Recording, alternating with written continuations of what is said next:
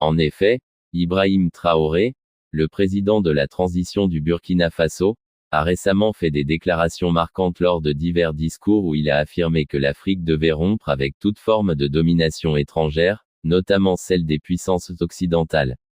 Il a souligné la nécessité pour le continent de retrouver sa souveraineté et de refuser toute forme d'assujettissement économique, politique ou culturel.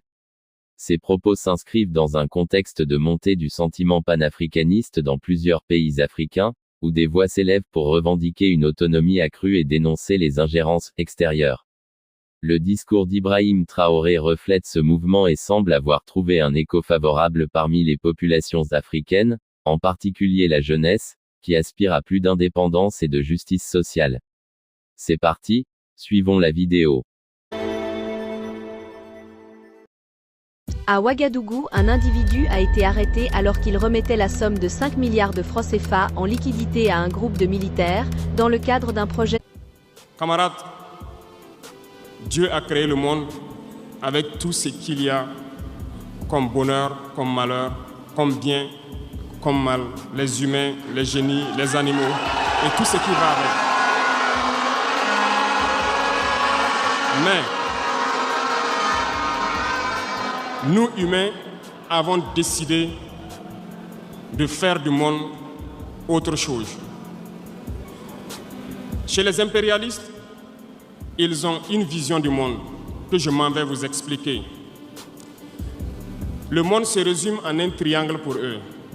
Vous verrez le triangle dans la plupart de leurs insignes. Peut-être que vous ne comprenez pas, mais le monde se résume en un triangle. Pour eux, au sommet du triangle, se trouve l'empire du bien. Et l'empire du bien, c'est eux. C'est la prospérité, c'est tout ce qui est positif. C'est eux qui ont droit à tout ce qui est bonheur sur ce monde. C'est eux qui ont droit à toutes les richesses. C'est à eux d'imposer leur manière de voir le monde. C'est à eux d'imposer leur vision, leur mode de vie. Voilà pourquoi pendant la colonisation ou leur conquête, je dirais, ils venaient vers nos terres et ils disaient qu'ils ont découvert nos terres. Parce que pour eux, nous sommes des sauvages, nous n'avons rien de comme eux, en fait. Donc, ils nous appelaient des indigènes, et c'est eux, le peuple. Ils s'arrogent tous les droits, et pour eux, le monde doit marcher comme ce qu'ils veulent. C'est simple, je prendrai quelques exemples. Regardez à travers leurs films, ils ont préparé l'esprit de leur peuple pour les faire comprendre qu'ils sont les meilleurs. C'est eux qui doivent tout posséder. Vous ne direz pas le contraire. Dans tous leurs films qu'ils propagent, vous trouverez toujours les méchants. Ce sont soit les Russes, soit les Sud-Américains, soit les Noirs qui jouent les mauvais rôles de trafiquants de drogue, de proxénètes, de trafic d'humains, jusqu'à un passé récent, bien sûr. Vous trouverez les Arabes qui jouent le rôle des terroristes. Voilà un peu comment ils perçoivent le monde. Quand je prends sur le volet économique, qui parmi nous n'a pas traité les produits chinois de produits Shintok, comme on aimait l'appeler, de mauvais produits? Mais aujourd'hui, je peux vous dire qu'on a tout tort. Parce que la Chine est à un niveau de technologie assez avancé. Et c'est en Chine que la plupart de ces pays viennent s'approvisionner, mettent leur marque dessus et nous revendent comme étant leur propriété. Regardez autour de vous. Nos entrepreneurs qui sont dans le BTP ne diront pas le contraire. Tous leurs engins aujourd'hui sont chinois. Ceux qui font le transport ne diront pas le contraire. Ils nous ont menti parce que nous avons fait le tour du monde un peu dans ces 20 mois pour chercher des entreprises, pour chercher des usines. Et nous avons compris que tout revenait là-bas. Mais par leur communication, ils nous ont amenés à détester tous les produits chinois, à vouloir nous faire comprendre que ce qui est bon venait de chez eux, pas forcément d'ailleurs. C'est simple. Remonter le temps. Pour mieux comprendre ce que je dirais, il faut remonter un peu le temps. Et j'espère que certains iront lire. Qui sont les tsars, les conquêtes mongoles, les empires perses, turcs et ottomans? Lisez leur histoire. vous comprendrez pourquoi le monde est ainsi fait. À la base du triangle, il y a deux empires. D'un côté, l'empire du mal selon eux et l'empire des esclaves de l'autre côté. Voilà comment ils voient le monde. Qui est-ce qu'ils appellent l'empire du mal? Ceux dont je viens de citer tout de suite l'origine, et je vous ai dit de remonter le temps, allez-y lire, vous comprendrez pourquoi ils sont l'empire du mal à leurs yeux. Ils combattent l'empire du mal. Pour eux, l'empire du mal doit disparaître. Pour eux, l'empire du mal incarne le diable. Ils communiquent et ils le font comprendre à leur peuple ainsi. Voilà pourquoi après la Seconde Guerre mondiale, dans les années 80, je prendrai le cas de la Russie, où tous les stratagèmes ont été mis en œuvre pour l'effondrer avec le président Gorbatchev. Aux États-Unis, c'est le président Ronald Reagan qui était à la manœuvre. 3 stratagèmes principaux ont retenu notre attention. Ils sont allés donc au niveau de l'Arabie Saoudite les demander de baisser le prix du pétrole de 35 $ à 7 $ pour faire écrouler l'économie russe. Parallèlement à cela, le deuxième stratagème, n'oubliez pas quelque chose, ces mêmes personnes qui viennent de quitter l'Afghanistan, soi-disant qu'ils combattaient les talibans ont été reçus par le président Ronald Reagan à la Maison-Blanche. Ils ont été armés par la CIA. Les fameux missiles Stinger, Sol-Air, ont été livrés aux talibans pour combattre les Russes. Et plus tard, ils viennent supposer les combattre. Allez-y comprendre. Le troisième stratagème, c'était un bluff. Le projet IDS, Star Wars. Lisez, vous comprendrez pourquoi ils ont amené le président Gorbatchev à créer le projet Paulus qui a enfoncé la Russie. Une fois que la Russie s'est effondrée, ceux qui se prétendent être de l'empire du bien ont commencé à jubiler, jusqu'à ce que vienne cette équipe avec Vladimir Poutine pour essayer de remonter la Russie en surface.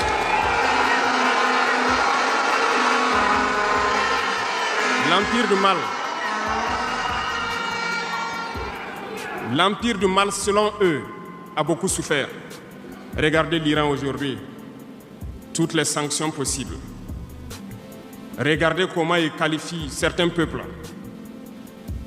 Par la communication, ils peuvent arriver à vous amener à faire détester un peuple ou à aimer un peuple. Ils sont très forts dans la communication et ils passent par tous les canaux possibles. Regardez les guerres qui sévissent. Ils ont tout inventé pour leur propre intérêt.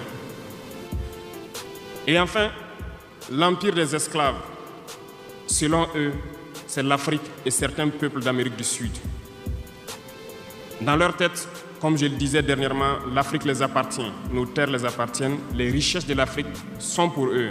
Et ils ne peuvent pas concevoir que des Africains puissent s'émanciper, sortir la tête de l'eau et vouloir donc les tenir tête. Et pour cela, ils se sont mis un cliché en tête. L'Africain est facile à manipuler, il n'est qu'émotion. Ils trouveront toujours un Africain pour lutter contre son frère. Et ça a toujours été comme ça.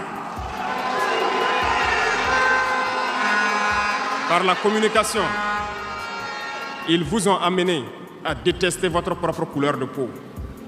Dans nos cultures et dans beaucoup de cultures au Burkina Faso ici, le deuil était symbolisé par la couleur bleue. Lorsqu'une femme perd son mari, elle portait donc des tenues de couleur bleue pour faire son deuil pendant un temps donné. Ce sont eux qui sont venus vous dire que le noir symbolise le deuil, le diable, la médiocrité, tout ce qui est mauvais.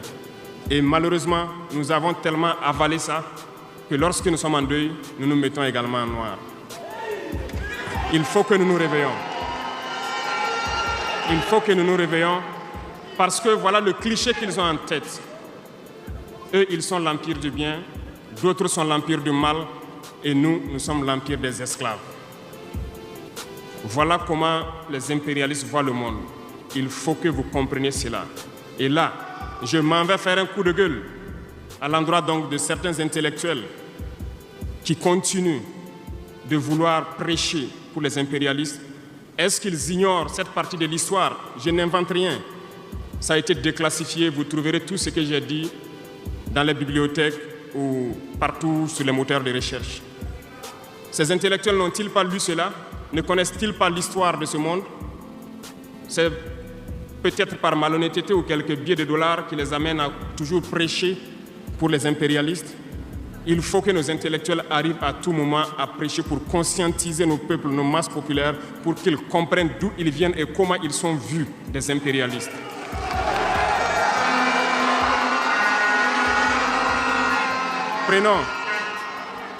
Prenons l'histoire de quelques guerres. Vous avez suivi la guerre d'Irak. Un gros mensonge qui a été inventé, soi-disant de possession d'armes de destruction massive. Certains sénateurs, au niveau des États-Unis, ont tout fait pour avoir les preuves. Ils ne l'ont pas eu. Souvenez-vous que plusieurs personnes ont démissionné de la CIA après cette guerre. Des preuves ont été inventées de toutes parts. Des services secrets occidentaux les ont aidés à fabriquer des preuves. Et on se souvient que le même Niger a été accusé en son temps en montant une fausse convention, un faux contrat de vente d'uranium à l'Irak. C'est le même processus qu'ils ont voulu amener la dernière fois pour soi-disant que le Niger vend de l'uranium clandestinement à l'Iran. C'est du déjà vu. Ils ont prétexté cela, ils n'ont pas eu de preuves. Même les Nations Unies ont trouvé finalement qu'il n'y avait pas de preuves tangibles de présence d'armes de destruction massive. Mais ils avaient leur objectif, il fallait détruire l'Irak. Ils ont détruit l'Irak. Ils ont créé l'État islamique. Tout comme ils ont créé les talibans dans les années 80, les armées, les équiper. Et après, ils prétendent venir les combattre. Comprenez le jeu. Ça n'a que trop duré. Il faut qu'on se réveille et qu'on comprenne tout ça et que nous prenions conscience de notre situation et nous battre pour notre avenir.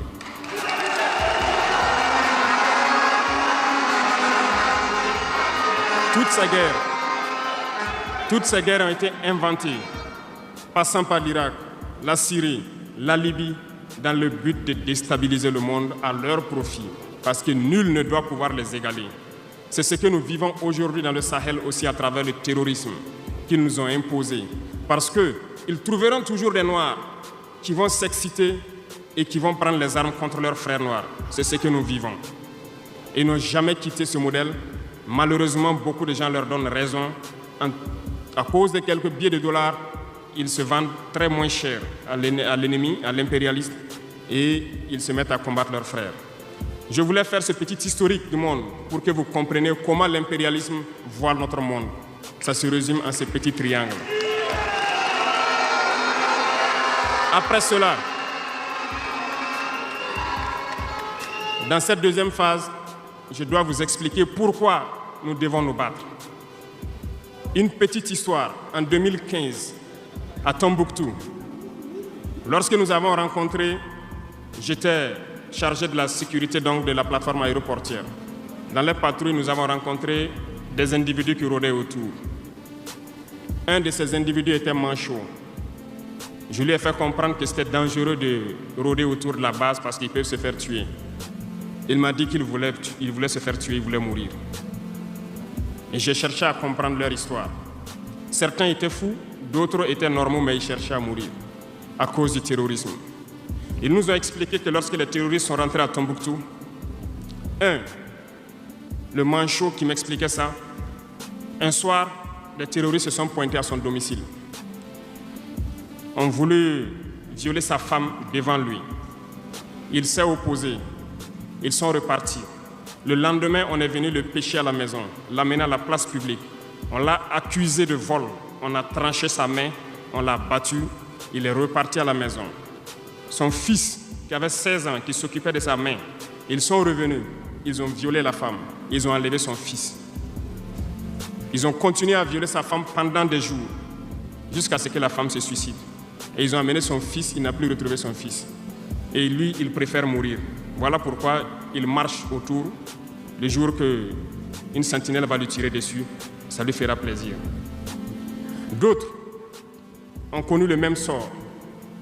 Ils ont été enlevés de chez eux parce qu'ils refusaient que les terroristes touchent à leurs femmes ou à leurs filles. Et le lendemain, on vient les soustraire, on les amène à la place publique, on les battait à sang. Et après, ils allaient faire leur sale besoin. Beaucoup de familles ont été détruites ainsi.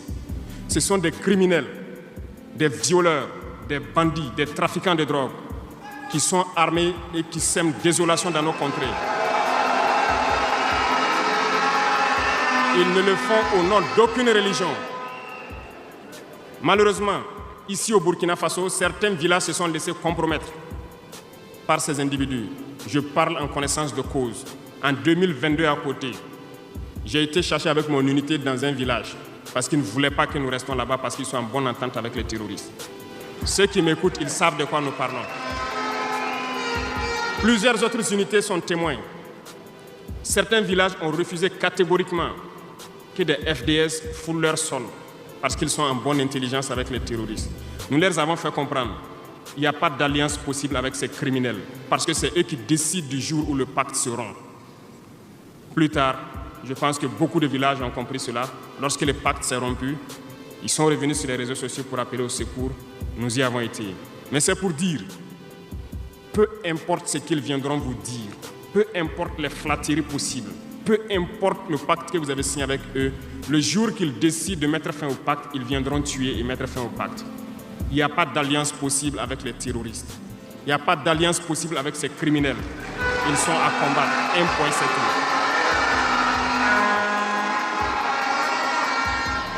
tout. Aujourd'hui, nous constatons un phénomène, malheureusement, dans nos villes ici. Certaines personnes se plaisent à passer de cour en cour, à faire comprendre aux épouses de certains FDS et certains VDP, aux familles de certaines personnes tombées pour la patrie, que eux, ils avaient une solution pacifique avec les terroristes. C'est nous qui avons voulu faire la guerre et voilà pourquoi tout ça se passe. Comment est-ce que des êtres humains, voyant tout ce qui se passe, comprenant le monde, peuvent avoir de tels propos? Ne vous détrompez pas. Soit nous les combattons ou ils nous combattent. C'est tout.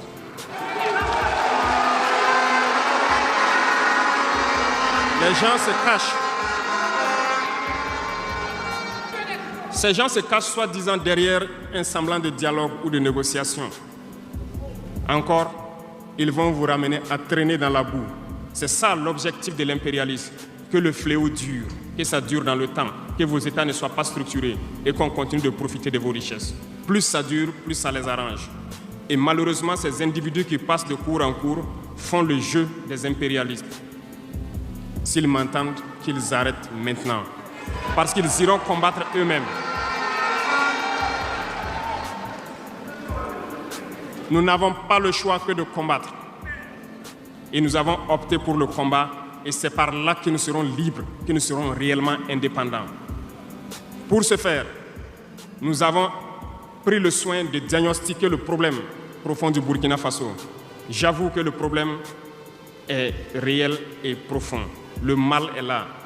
Nous l'avons diagnostiqué et nous découvrons de jour en jour le système. Plusieurs nœuds ont été défaits, mais des nœuds restent à défaire parce que tous les jours que Dieu fait, nous découvrons certaines pratiques. Je peux comprendre, plusieurs décennies durant, ce système s'est installé. C'est devenu comme un gène dans nos ADN.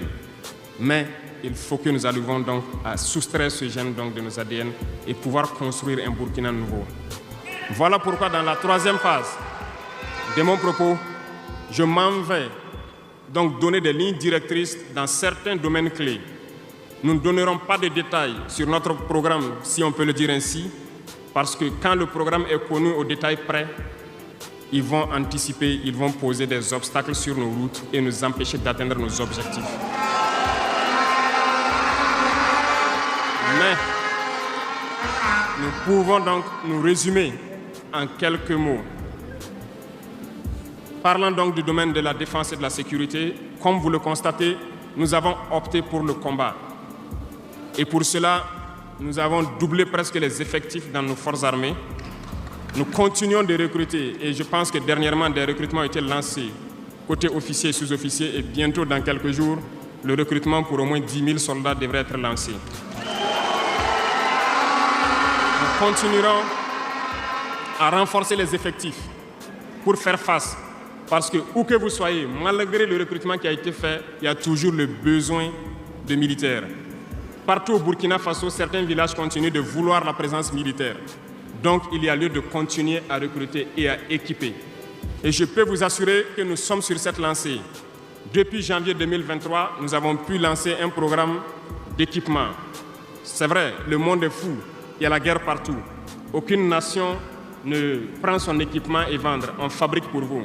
Ce qui a fait que ces équipements ont traîné près de 18 mois, mais les premiers ont commencé à venir, comme vous avez pu le constater la dernière fois, et les équipements vont continuer à venir, parce que nous voulons que le niveau de notre armée atteigne un niveau jamais égalé dans la sous-région.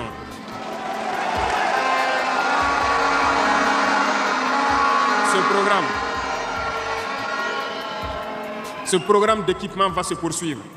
Et c'est vous, les acteurs de ce programme.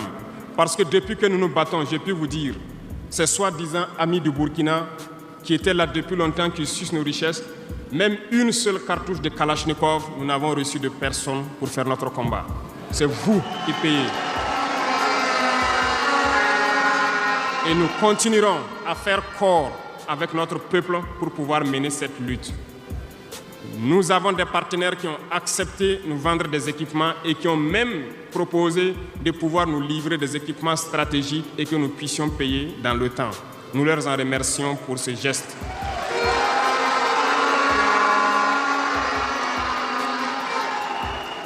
Et nous disons encore merci au peuple qui a compris le sens du combat, qu'il faut que nous nous battons. Si nous ne nous battons pas, ils viendront nous chercher chez nous, comme dans un poulailler ou dans une bergerie. Chaque matin, ils choisiront qui ils veulent pour aller exécuter sur la place du public, pour faire peur aux autres, aller trancher des mains ou des pieds sur la place publique pour faire peur aux autres. C'est comme ça leur tactique. Nous allons nous battre. Et nous nous donnerons les moyens pour y arriver. S'il arrive demain que nous sommes coincés dans une certaine lancée, nous viendrons encore vers le peuple et demander encore plus de sacrifices pour pouvoir atteindre l'objectif. Parce que malgré vos cotisations, je vous le disais tantôt, certaines puissances ont refusé de nous vendre les équipements, ont bloqué les équipements que nous avons achetés dans certains pays parce qu'ils ont la licence de certains composants. Et ces puissances exploitent des minerais au Burkina Faso. Je le dis ici, haut et fort et solennellement. Ça va s'arrêter. Nous allons retirer des permis d'exploitation.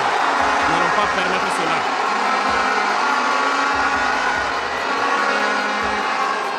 Vous ne pouvez pas exploiter nos ressources et refuser de nous vendre des équipements, faire bloquer nos équipements. Nous n'allons pas accepter qu'ils s'attendent. Nous allons récupérer nos permis d'exploitation et nous allons l'exploiter nous-mêmes.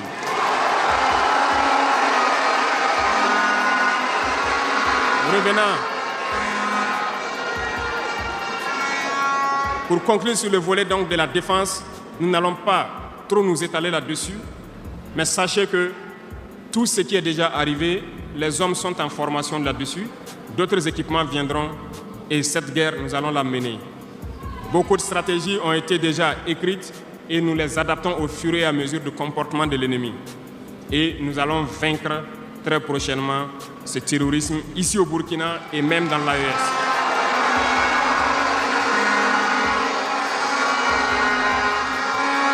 Pour ce qui concerne le domaine donc de la fonction publique, pendant longtemps, nous avons passé le temps à mettre en garde un certain nombre d'acteurs. Mais nous avons compris que le phénomène est tellement profond.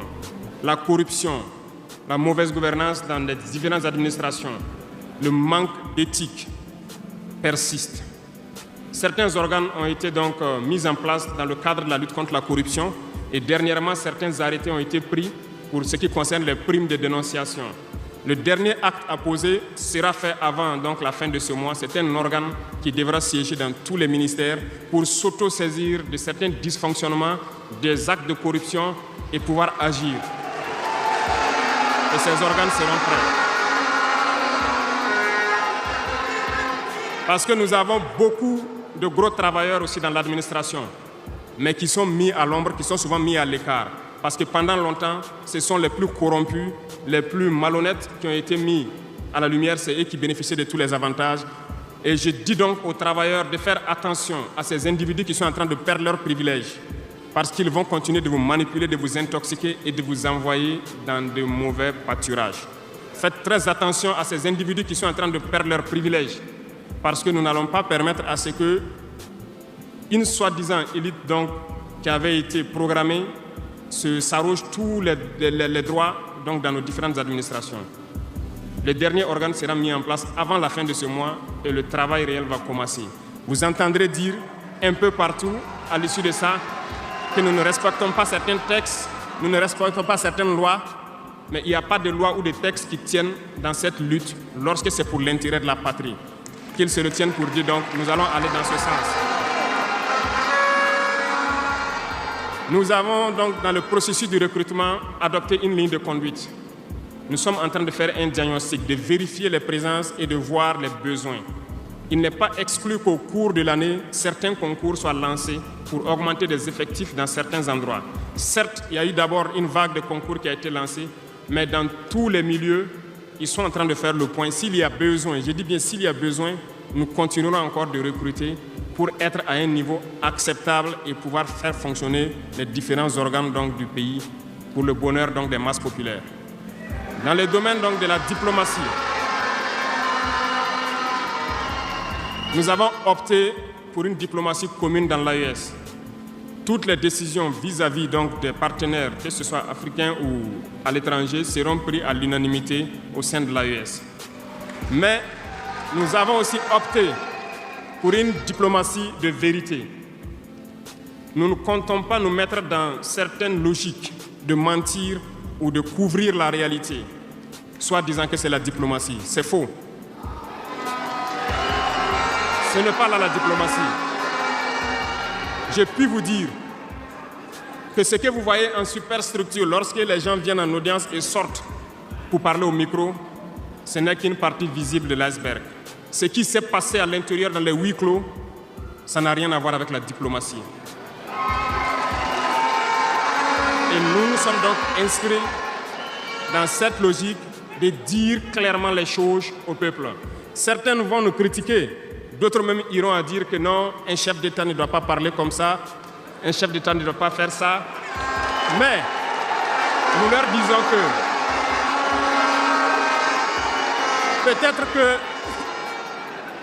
peut-être que ces gens qui critiquent de cette façon, lorsque nous disons la vérité, peut-être qu'ils ont une école où ils ont appris à être chef d'État, comment le chef d'État doit être. Sinon, je n'ai pas encore vu cette école. Et pourquoi nous devons ressembler forcément aux autres, faire comme les autres? Nous voulons créer notre modèle, notre identité. Et je pense que le Burkinabé, par définition, c'est l'homme intègre. Nous voulons la vérité. Et lorsqu'il y a la vérité qui sort, même si nous avons fauté, il faut que nous ayons le courage de venir vous dire sur tel côté nous avons fauté, nous demandons pardon. Si vous nous pardonnez, vous nous pardonnez. Et nous ne voulons plus nous inscrire dans cette diplomatie mensongère. Nous avons, dans une interview, parlé du régime ivoirien. Certains Burkinabés sont montés sur leurs chevaux et critiqués. Je le dis, j'insiste et je persiste. Nous n'avons rien contre le peuple ivoirien, mais nous avons quelque chose avec ceux qui dirigent la Côte d'Ivoire.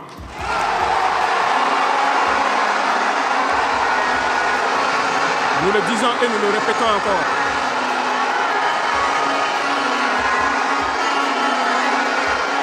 Laissez-moi vous dire quelque chose.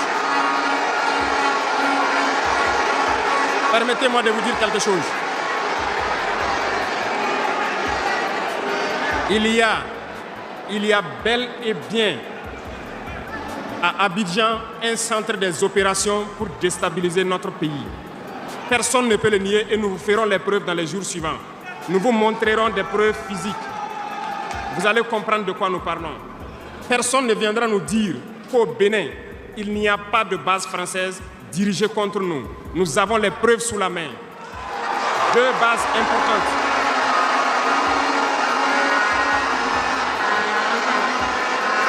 Nul ne peut le contester. Et je les mets au défi. Et nous n'avons rien contre le peuple béninois.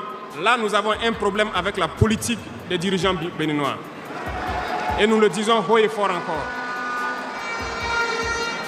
Dans cette diplomatie, nous avons décidé de dire la vérité. Il y a bel et bien 2 bases, une vers Kandi et l'autre en allant vers Porga ou je ne sais pas quelle localité. Des pistes ont été réaménagées à plus de 3000 mètres de long. Des avions atterrissent. Les gens équipent et forment les terroristes là-bas. Nous avons des enregistrements audio d'agents français au Bénin là-bas qui se jouent les centres des opérations des terroristes. Ils montent les opérations avec eux. qui les aident à se soigner. Ils font tout ce qu'il y a là-bas. Nous avons tous les détails sur eux. Et vous ne voulez pas qu'on le dise à notre peuple? On va le dire.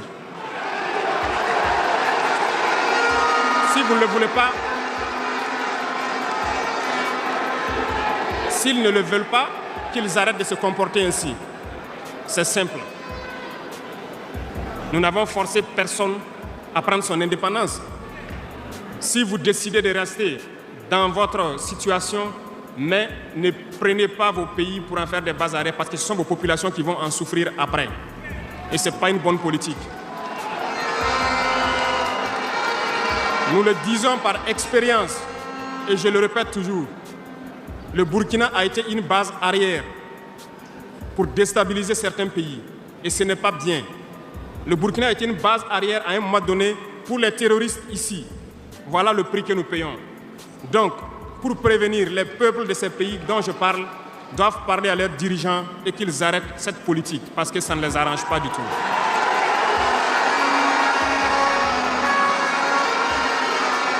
Pour venir, dans le volet communication et culture, nous avons lancé plusieurs initiatives. Au cours de l'année 2024, vous avez pu célébrer avec nous donc le mois donc de consommation locale. Nous avons eu les journées traditionnelles, le mois du patrimoine. Beaucoup d'activités ont été menées. Nous allons continuer à ramener donc en surface donc notre culture, parce que c'est de là que nous retrouvons notre identité. Nous allons continuer des actions dans ce sens, à mettre en valeur notre culture, à mettre en valeur donc nos coutumes et à mettre en valeur le vivre burkinabé. Et nous souhaitons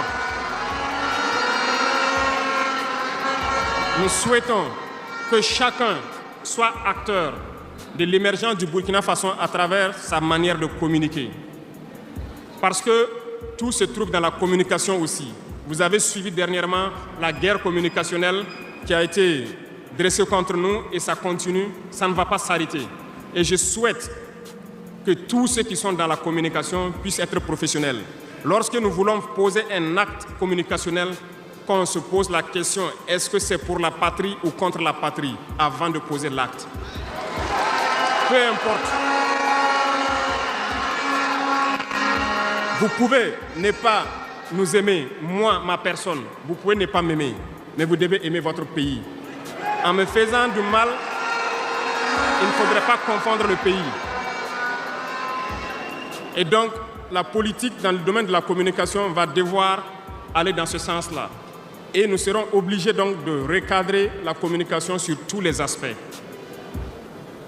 Et c'est cette ligne de conduite qui sera donc adoptée.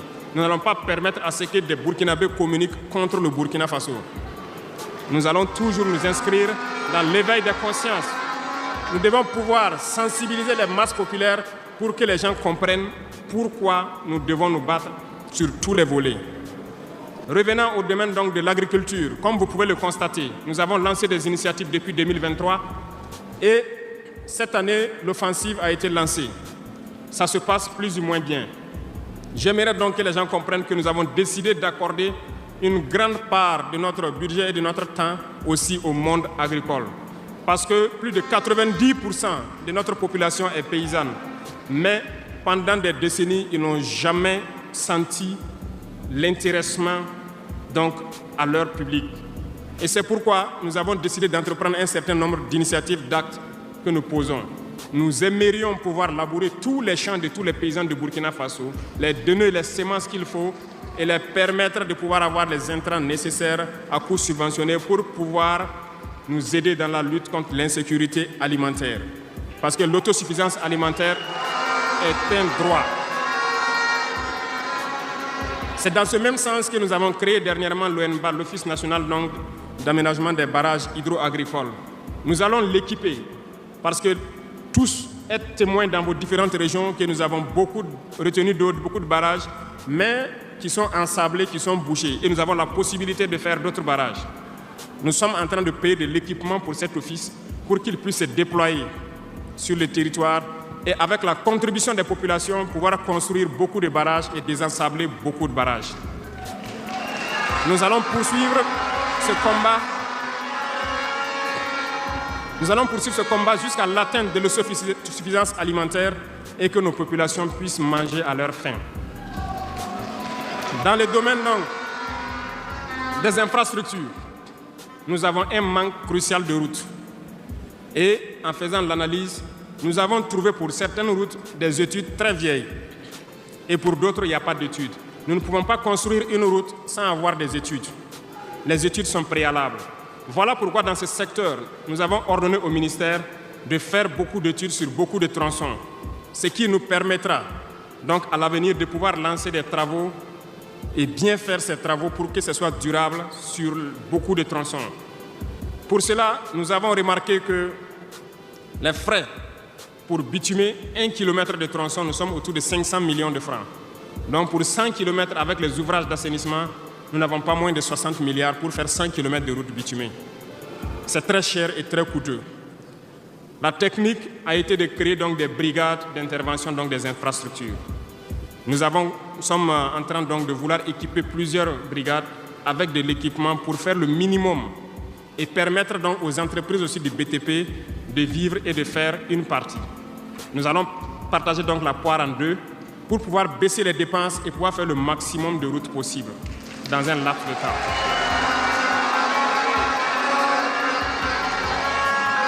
Cela donc a déjà commencé et nous allons poursuivre au cours donc de ces 5 années dans ce processus pour que dans toutes les régions, nous puissions quand même pouvoir rallier le maximum de chefs-lieux de province et que nous puissions faire écouler nos marchandises et que les personnes puissent se déplacer sereinement. Dans le domaine donc de l'urbanisme, nous sommes dans un processus de pouvoir redessiner nos villes. Et si vous remarquez, les villes sont trop grandes, si nous prenons Ouagadougou, mais les infrastructures d'assainissement et autres ne suivent pas. Ça fait que nous pataugeons dans la boue et nous n'avons pas assez d'assainissement. Ça nous crée beaucoup de maladies qui peuvent donc amener des épidémies. Nous avons un processus de pouvoir concentrer les villes à travers donc des constructions en hauteur. Pour cela, nous avons un plan que nous avons établi pour pouvoir aller d'un quartier et concentrer le maximum et maintenant étendre aux autres quartiers. Certainement, si les gens sont déplacés dans ces quartiers, beaucoup de terres vont se libérer pour pouvoir maintenant dessiner de bons plans pour nos villes. Nous allons commencer par des villes, un certain nombre de villes d'abord, et pouvoir l'étendre à toutes les autres villes. L'urbanisme doit pouvoir donc nous amener à jouer sur le volet de la santé. Parce que si l'urbanisation est bien faite, il y a un bon nombre de maladies, telles que la dengue, le choléra et certaines maladies liées aux eaux sales qui stagnent dans nos rues. Nous allons donc avoir un bon résultat dans le domaine sanitaire. Ce qui m'amène donc dans le volet de la santé. Nous avons décidé depuis un temps de rehausser le plateau technique d'un certain nombre de CHR, d'équiper certains centres donc de scanners et d'appareils qui puissent permettre aux citoyens d'avoir des examens adéquats et à moindre coût. Nous allons continuer dans ce processus. Voilà pourquoi nous avons lancé l'initiative présidentielle pour la santé au Conseil des ministres passé. Il s'agira de créer ce que nous avons appelé des centres de santé communaux. Et dans ces centres de santé, nous avons intégré un minimum de services qui doivent être servis aux populations. Il s'agira de l'imagerie, c'est-à-dire tout ce qui est échographie et radiographie, des banques de sang et aussi des laboratoires, pour que les populations des différentes provinces et communes, certaines communes, n'aient pas à se déplacer ou avoir besoin d'ambulance pour une transfusion sanguine, amener des malades vers certains centres, qui peuvent d'ailleurs ne pas arriver à cause de l'état de la mauvaise route. Donc, cette initiative est déjà lancée et nous allons faire en sorte que nous puissions commencer avant la fin de l'année la construction des premiers centres et leur équipement. Nous allons le poursuivre au fur et à mesure jusqu'à la limite donc de nos moyens pour pouvoir donner une santé, un système de santé fort à toutes nos populations. Nous ne voulons pas voir quelqu'un quitter sa localité pour venir vers un CHR pour une radio ou pour une transfusion sanguine. Donc, c'est bien possible. C'est bien possible parce que je reviens encore à nos impérialistes qui nous ont pillés pendant longtemps. Regardez, leurs simples hôpitaux pour leurs animaux sont plus équipés que nos centres de santé. Ce n'est pas concevable. Nous pouvons atteindre ce niveau et nous avons décidé de nous battre pour atteindre ce niveau. Le ministère a été instruit aussi de former le personnel nécessaire pour équiper ces centres-là au fur et à mesure que nous les mettons en place, parce que ça nécessite des professionnels engagés. Et pour être plus pointu, nous avons remarqué que nous avons des médecins assez posés, prenant l'exemple de ceux qui opèrent le cœur. Nous sommes en train donc de les accompagner pour pouvoir avoir un institut vraiment assez équipé et les permettre de faire certaines chirurgies du cœur sur place parce qu'ils en ont la capacité. C'est l'équipement qui les manque. On attend leur point de situation pour pouvoir les aider et les soutenir. Beaucoup d'autres spécialités ont fait leurs preuves et nous ferons tout pour les accompagner donc dans ce sens. Dans l'initiative, il est prévu aussi des centres de réanimation dans certains CHR qui n'en disposent pas. Parce qu'il nous a été dit qu'après plusieurs opérations, des patients souvent décèdent du fait de manque de centres de réanimation. Donc c'est un tout complet que nous sommes en train de mettre en œuvre pour pouvoir renforcer le système de santé. Et nous sommes convaincus que si les Burkinabés mangent à leur faim et que l'urbanisation est bien faite, nous avons déjà gagné en termes de santé sur beaucoup de plans. Et il faut l'accompagner maintenant avec l'équipement.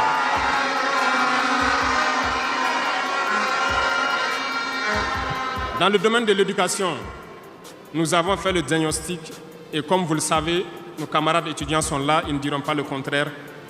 Comment quitter ces chevauchements d'années, comment refaire le système? Eh bien, nous avons abouti à une conclusion.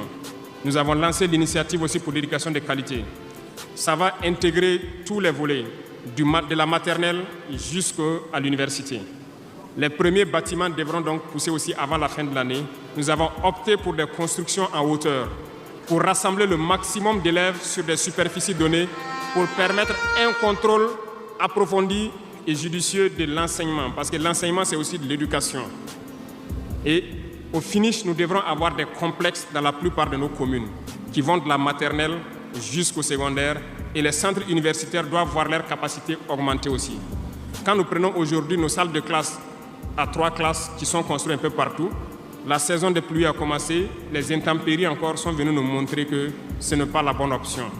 Voilà pourquoi nous ne voulons plus faire ces centres isolés avec des petites maisons de 3 salles et nous allons passer à des constructions à hauteur pour avoir le maximum d'élèves dans un espace donné et l'encadrement conséquent pour une éducation de qualité. Beaucoup d'autres choses seront initiées dès le primaire. Nous allons revenir à certains fondamentaux de discipline et d'instaurer donc un certain nombre de valeurs à inculquer aux plus jeunes depuis le primaire pour qu'ils soient de bons citoyens de demain. Une partie. Il y aurait donc un début de formation militaire, si je peux le dire comme ça, civique et patriotique au tout petit pour pouvoir continuer dans les lycées. Et le programme national donc au niveau du SND est en train de muter. Le texte était venu en conseil, nous l'avons renvoyé avec des amendements pour que les travailleurs qui sont en activité actuellement puissent aussi passer dans ce centre pour avoir une formation militaire. Et ça va s'organiser à tour de rôle sur des périodes bien précises. Tout est une question de discipline, parce que par excellence, la formation militaire doit pouvoir discipliner les gens. Donc nous allons inculquer un certain nombre de valeurs au niveau donc de notre éducation. Revenant donc au centre universitaire, avant aussi la fin de l'année, nous allons commencer la construction d'un certain nombre d'amphithéâtres. Et plus tard, lorsque les moyens le permettront, nous partirons sur le volet donc de la restauration et aussi des cités au niveau donc des différents centres universitaires.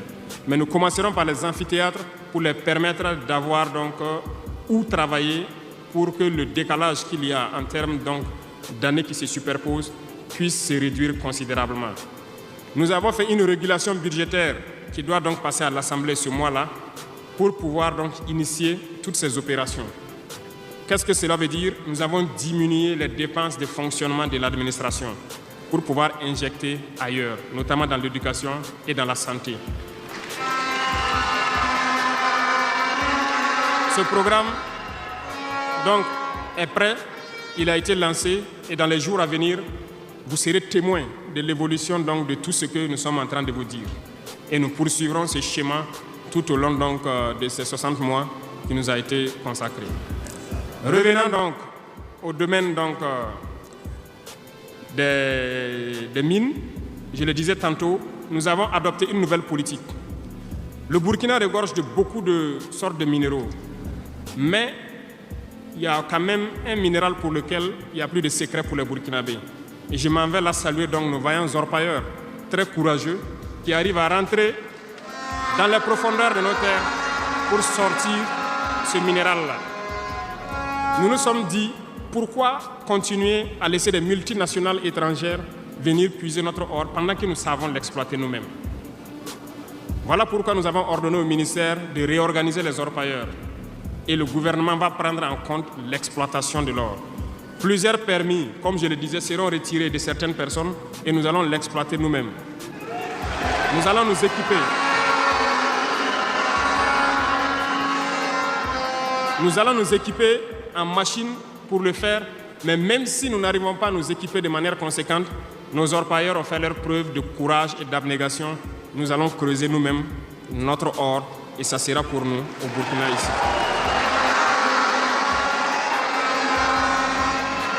Pour les autres substances, là où nous ne pouvons pas, et bien sûr, nos partenaires sincères qui acceptent de nous accompagner dans cette lutte, c'est à eux seuls que nous pourrons concéder certains permis. Parce qu'ils ont accepté de nous accompagner dans la lutte pour notre souveraineté, dans la lutte contre le terrorisme.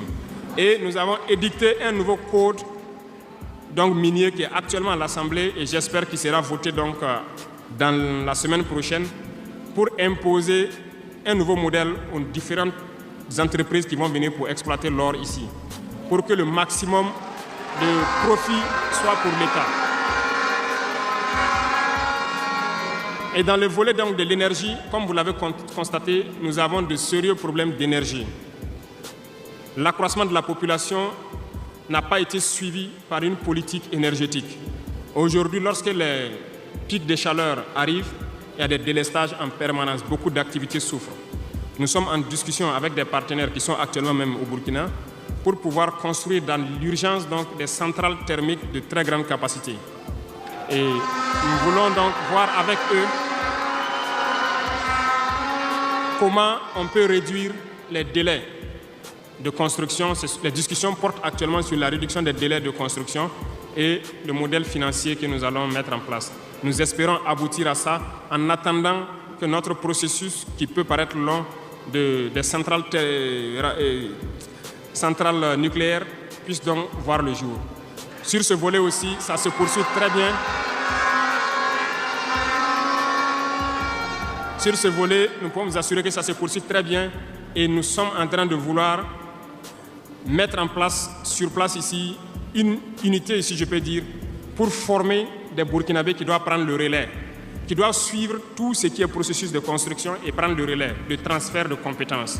Donc, ça va prendre vraiment un processus assez scientifique pour que nous puissions, à l'avenir, lorsque la centrale sera là, que dans un futur pas loin, ça soit la propriété exclusive des Burkinabés, que les ingénieurs burkinabés se l'approprient et pouvoir le mettre en œuvre, pouvoir l'entretenir.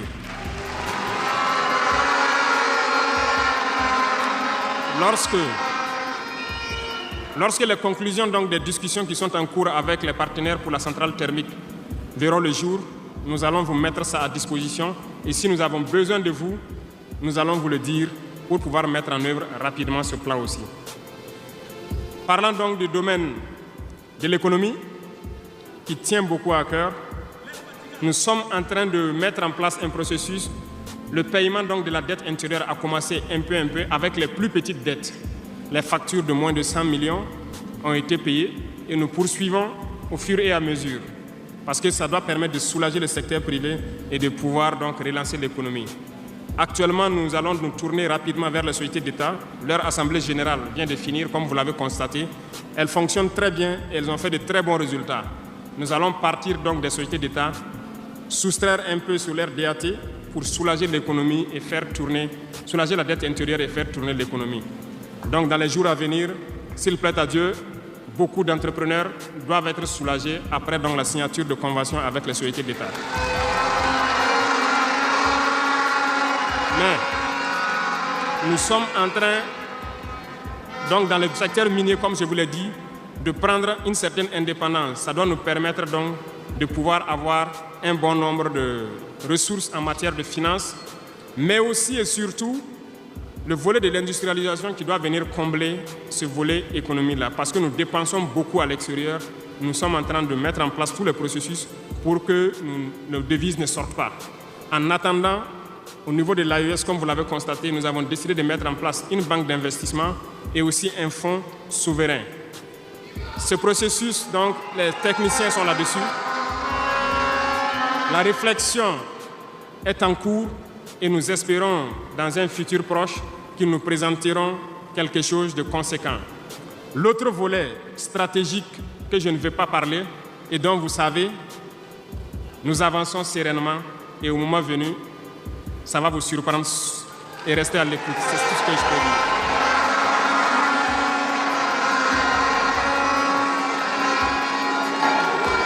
Dans le volet commerce et industrialisation, nous avons aussi posé les diagnostics, comme je vous le disais. Actuellement, comme vous le constatez, nous avons énuméré un bon nombre de produits que nous importons de l'extérieur. Alors, nous sommes en train d'entamer un processus d'industrialisation. Il faut que nous arrivions à mettre le maximum d'industrie sur place pour transformer nos matières premières et pour pouvoir fabriquer ce que nous consommons. Nous sommes dans ce processus et nous discutons avec beaucoup de partenaires pour avoir le maximum d'industrie sur place. Cela va faire en sorte que nos devises ne sortent pas et que l'économie tourne bien et que aussi nous puissions avoir de l'emploi pour les jeunes. C'est dans ce cadre que nous avons pris certains décrets pour faciliter la création des petites entreprises. Nous avons élagué tout ce qui est taxes durant donc un bon nombre d'années pour que les petites entreprises puissent se créer et vivre. Malheureusement, les petites entreprises se retrouvent confrontées aux besoins de financement. Il faut le dire, au niveau des banques, ça s'avère beaucoup compliqué pour qu'on puisse avoir des financements lorsque vous créez votre entreprise. Nous avons rencontré le monde des banquiers et comme je le disais, nous avons échangé, mais je ne suis pas du tout satisfait parce que le retour qui devait être fait pour que nous les accompagnions pour financer les petites entreprises n'est pas satisfaisant. Voilà pourquoi nous sommes en train de réorganiser nos fonds qui étaient disponibles au niveau de l'État. Nous les avons rassemblés en un certain nombre de fonds, tant au niveau de l'agriculture, tant au niveau donc, du ministère de l'Emploi, pour pouvoir prochainement ravitailler ces fonds-là et pouvoir permettre aux jeunes qui créent les entreprises d'avoir des crédits et de pouvoir se lancer. Donc, et je profite interpeller donc le monde donc encore des banquiers de revenir avec des propositions parce que nous avons des solutions, mais peut-être pas de bonnes solutions pour eux. Mais il faut qu'ils reviennent un peu pour nous appuyer à pouvoir aider les jeunes à s'en sortir. Le cas échéant, nous serons obligés de mettre en place un plan, peut-être qui ne va pas plaire, mais nous serons obligés. Dans le domaine donc, du commerce, comme vous l'avez constaté, beaucoup de gens nous ont interpellés au cours de notre tournée sur les marchés hier. Nous avons fait un point de situation. Il y a tellement de travail à faire pour reconstruire ces marchés hier. Donc, aujourd'hui, quand vous prenez à Ouagadougou, le maire fait des séances de sensibilisation un peu partout, concernant donc un certain nombre de commerçants qui se sont installés de manière anarchique au bord des rues, mais j'ai instruit à ce que ce soit des sensibilisations toujours, en attendant que nous dégageons les espaces pour construire des marchés dignes de ce nom et demander aux gens de venir prendre des boutiques dans ces marchés et maintenant pouvoir libérer les rues pour pouvoir agrandir et assainir notre milieu. Et je profite donc vous demander, vous aussi, population des villes, de nous aider dans cette phase de sensibilisation en vous sensibilisant vous-même pour ne pas aller construire autour des poteaux de la Sonabel qui sont un danger pour vous-même, de ne pas aller construire sur les caniveaux d'évacuation d'eau. Et je compte sur vous pour qu'on puisse donc atteindre cet objectif-là.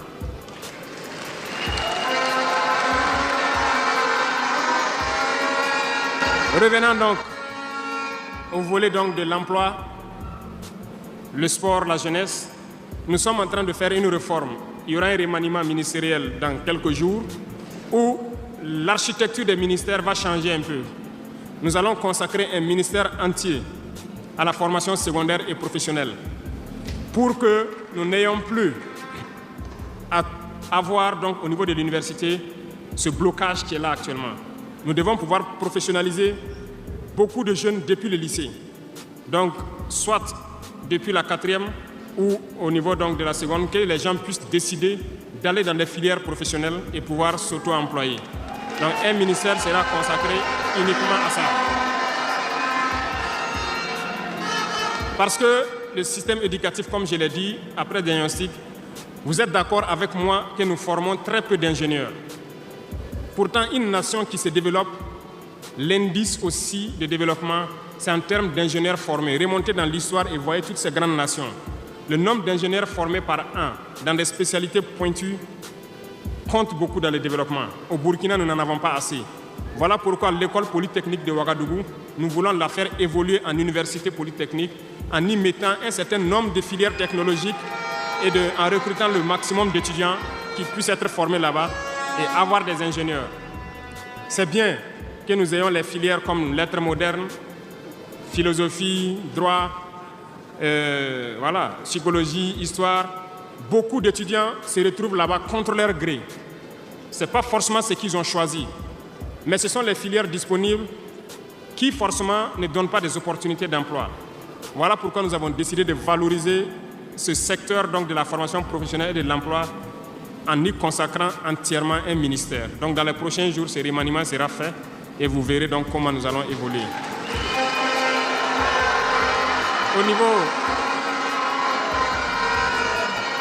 Au niveau du sport, la jeunesse et le sport, nous avons jugé nécessaire qu'il faut reprendre la main. Il faut reprendre la main pour recadrer. Parce que, première chose, le sport permet d'éviter un certain nombre de vices. La drogue, l'alcool, certains vices de la société peuvent être combattus à travers le sport. Nous voulons donc mettre des pôles dans toutes les régions, reconsidérer l'UCBF et toutes les disciplines sportives pour pouvoir les valoriser et créer les pépinières pour qu'au niveau professionnel, nous ayons le maximum de Burkinabés qui défendent les couleurs de Burkina Faso à l'extérieur. Le ministère qui sera consacré à ça. Donc, il y a beaucoup déjà de textes qui ont été écrits et nous allons mettre en œuvre cela dès les prochains jours après le remaniement pour créer nous-mêmes ces espaces-là. Cela va demander à ce que nous puissions pouvoir unir un certain nombre de forces pour y arriver. Et je compte sur vous, au niveau de chaque région, de chaque province, de pouvoir avoir donc cette discipline sportive-là et de s'encourager à faire le sport, à pouvoir permettre d'identifier les talents et de les faire émerger.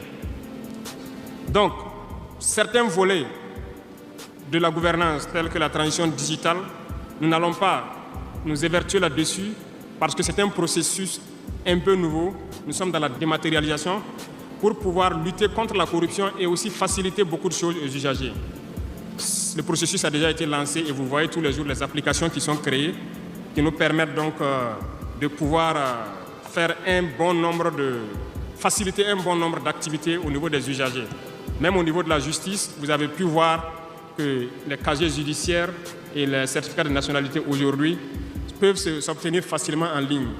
Donc nous allons continuer dans ce processus également. Revenant donc au domaine donc de l'humanitaire, nous avons donné donc instruction au ministère. C'est le ministère de la Femme, du Genre, de la Cohésion sociale et de l'action humanitaire. C'est eux qui traitent toutes ces questions. Mais nous avons décidé dans une première phase de nous concentrer sur l'action humanitaire, notamment soutenir les populations qui retournent dans leur village. Aujourd'hui, imaginez des populations qui retournent dans leur village en début de saison ou pendant la saison pluvieuse. C'est très difficile pour eux de pouvoir se nourrir ce temps-là. Donc, certains volets peuvent sentir moins donc, la présence du ministère, notamment le genre et autres. C'est parce que nous avons donné instruction au ministère de se concentrer sur l'action humanitaire. au fur et à mesure que les villages rejoignent, que les villages puissent avoir le minimum pour survivre. Et là, à partir des moments, nous pourrons donc nous intéresser à tous ces volets. Parce que la cohésion sociale dont nous parlons ne peut advenir que lorsque les gens mangent à leur faim d'abord. Un pauvre et un riche ne peuvent pas s'asseoir sur la même table et parler. Si l'un a faim et l'autre... Voilà, c'est compliqué.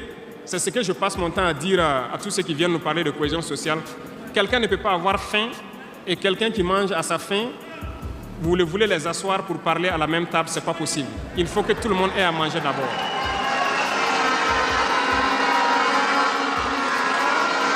Voilà pourquoi c'est dans la lutte qu'il y a la cohésion. Acceptons de lutter. C'est dans la lutte, c'est dans la guerre qu'est née l'AES. C'est dans la lutte que nous avons pu nous unir dans le Sahel. Et c'est dans la lutte que les Burkinabés sont en train de s'unir. Allez-y voir tous ces villages qui se retournent. Je vous invite à faire le tour. Beaucoup sont venus de différentes provinces. Ils peuvent être dans leur village avec des désaccords. Ils ont été cherchés. Mais quand ils reviennent, ils sont plus soudés que jamais. La cohésion sociale se trouve dans la lutte également. Et pour finir, j'ai laissé le domaine de la justice en dernier pour terminer donc notre vision dans ce domaine.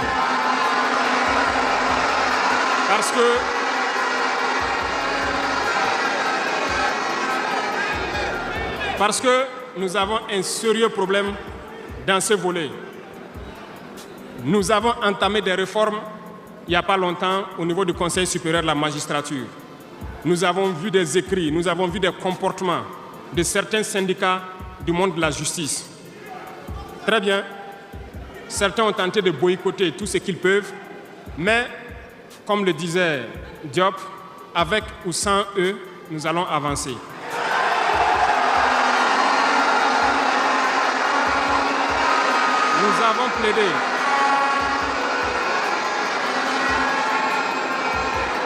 Nous avons plaidé pour une justice juste, si on peut le dire. Nous avons sensibilisé beaucoup les gens, mais nous nous sommes rendus compte qu'il y a beaucoup de brebis galeuses dans leur rang, malheureusement. Nous ne pouvons pas comprendre que, malgré tout ce que nous disons, il y a une justice pour le pauvre et une justice pour les riches. Ça ne peut pas continuer. Lorsqu'on le dit, ils disent que nous ne devons pas parler de ça. Nous allons parler de ça, et bien même. Parce que, remarquez jusqu'au jour d'aujourd'hui, lorsqu'un citoyen lambda, qui ignore la loi d'ailleurs, même si on dit nul n'est censé ignorer la loi, un citoyen lambda a un problème en justice, on peut l'attraper, le mettre en prison sans jugement pendant longtemps d'abord. Mais lorsque un autre citoyen a un problème en justice, pour peu qu'il puisse mobiliser 1, 2, 3 avocats, son dossier est rapidement pris en compte, jugé rapidement, pendant que le pauvre, lui, il croupit d'abord en prison. On ne peut pas accepter ça.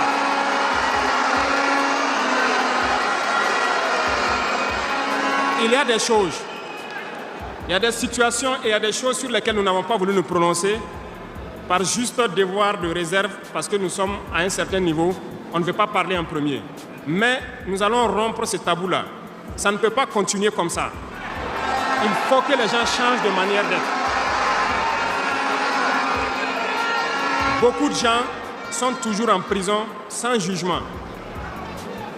Nous allons lancer une campagne bientôt pour juger ces gens-là qui sont en prison pendant des mois sans être jugés. Parce que nous ne pouvons pas payer des gens et vouloir encore qu'on paye lorsqu'il y a un jugement. Ces pratiques vont cesser, ça fait partie du fonctionnement. Et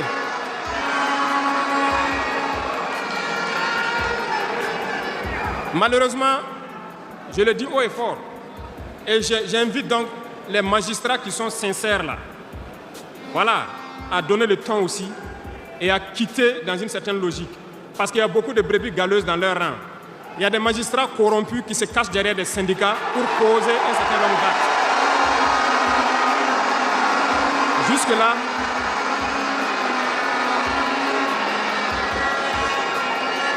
Jusque-là, nous sommes restés dans une certaine logique d'essayer de respecter certaines règles. Mais je veux qu'ils comprennent. Ce n'est pas parce qu'ils savent parler. Nous savons parler. Si quelqu'un continue dans cette logique, à chaque instant, nous serons devant le peuple pour les expliquer pourquoi nous avons violé telle décision de justice, tant que ça ne va pas rencontrer l'assentiment du peuple. Parce que c'est le terme qui existe.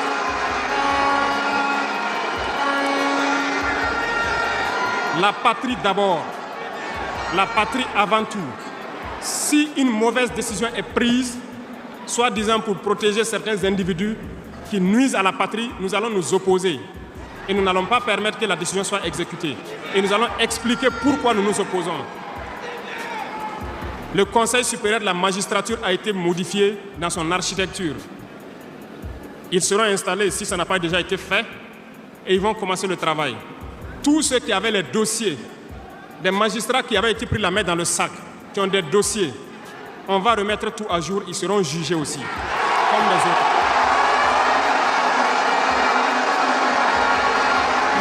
Il n'y aura rien d'impuni.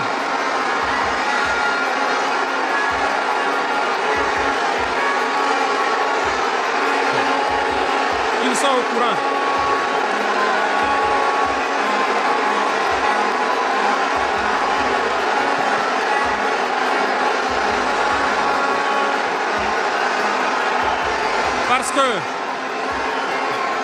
Parce que l'injustice est un fléau qui détruit la société. Oui, l'injustice est un fléau qui détruit notre société.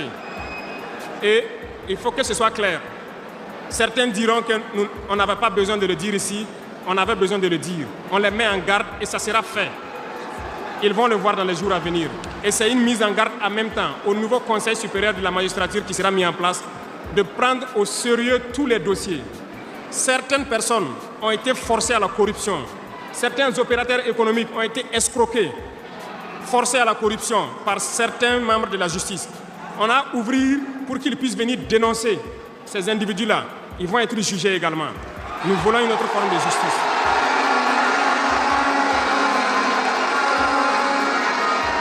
Nous ne le faisons pas pour nous-mêmes.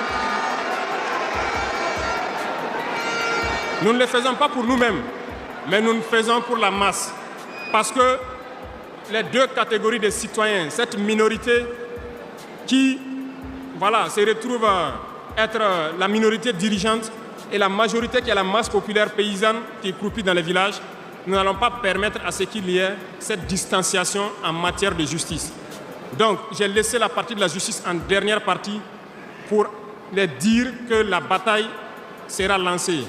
Et nous comptons sur les magistrats honnêtes pour faire le travail honnêtement et expédier de leur rang les corrompus, les vendus et les escrocs. Nous n'allons pas continuer à les embourgeoiser, à les enrichir.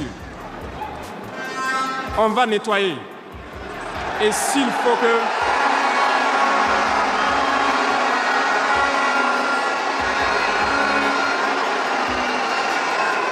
Et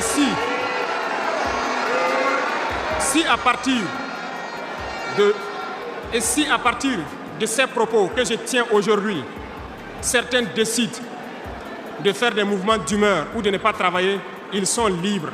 Nous prendrons les mesures qui sied. Mais le pays va avancer.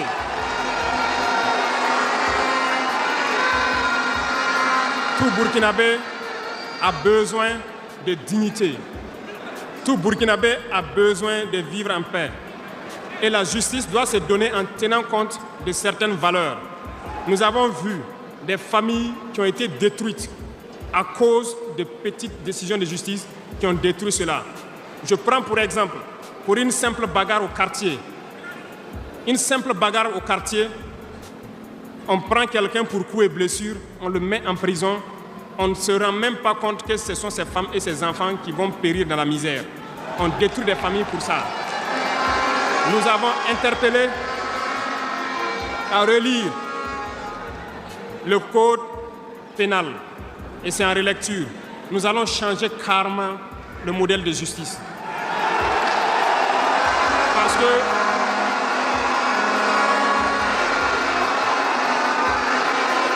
nous l'avons dit et nous le prêchons. Il y a plein de fautes. Il y a plein de fautes qui peuvent trouver un solutionnement sans être forcément la prison.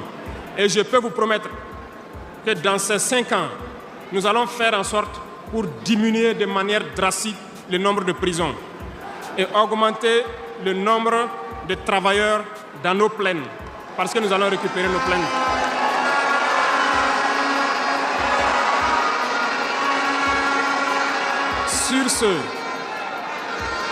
Sur ce, nous n'allons pas donc nous détailler sur tous les aspects. Nous allons nous arrêter là parce que vous avez beaucoup de questions sûrement à poser sur ce que nous venons de dire et nous allons vous apporter les réponses claires, simples et limpides. Merci beaucoup et je vous laisse la parole.